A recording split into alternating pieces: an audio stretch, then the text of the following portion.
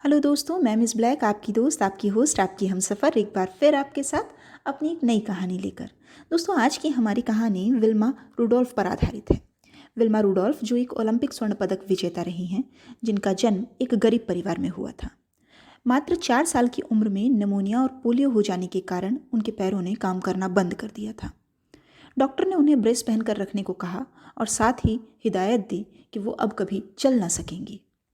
Rudolf की माँ हमेशा उनको प्रोत्साहित करती थी और उनको बताती थी कि तुम्हें ईश्वर ने किसी एक नए काम के लिए चुना है, तुम कभी हिम्मत नहीं हार सकती।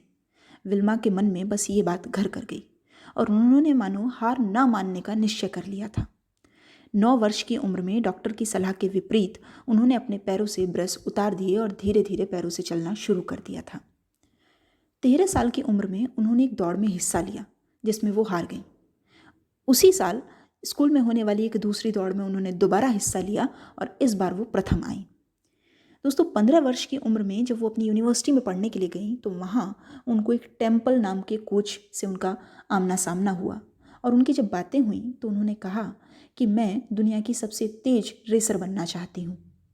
कोच ने उनकी लगन, निष्ठा और दृढ़ संकल्प को देखते हुए कहा कि तुम्हें कोई रोक नहीं सकता और मैं तुम्हें ट्रेन करूँगा। वह दिन आ गया जब विल्मा रुडोल्फ को 1960 के ओलंपिक के खेलों में हिस्सा लेना था। विल्मा का मुकाबला जूता हाइने नाम की एक धाविका से था। ये रेसर कभी हारती नहीं थी, पर इस बार उनका मुकाबला विल्मा से था, जो कभी हारने के लिए पैदा हुई ही नहीं थी। पहली दौड़ 100 मीटर की थी।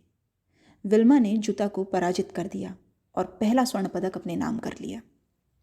दूसरी दौड़ 200 मीटर की थी। उसमें भी विल्मा ने जूता को पराजित कर दिया और दूसरा स्वर्ण पदक अपने नाम कर लिया। तीसरी दौड़ 400 मीटर की थी, जो कि एक बैटन रिले रेस थी। जूता हैन के मुकाबला इस बार 4 लोगों के साथ था।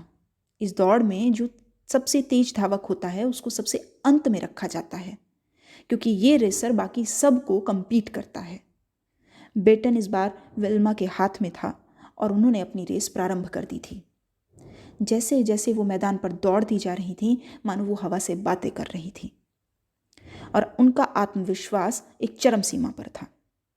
एक मशीन की तरह दौड़ती हुई विल्मा ने तीसरा स्वर्ण पदक अपने नाम कर लिया था। ये एक ऐतिहासिक घटना थी। विल्मा ने इतिहास रच दिया था। उसने दुनिया की सबसे तेज रेसर महिला होने का सपना साकार कर लिया था। दोस्तों, अपंग महिला का यह कारनामा इतिहास में दर्ज है और जीतने की इच्छा रखने वालों के लिए एक शानदार प्रेरणादायक स्रोत है।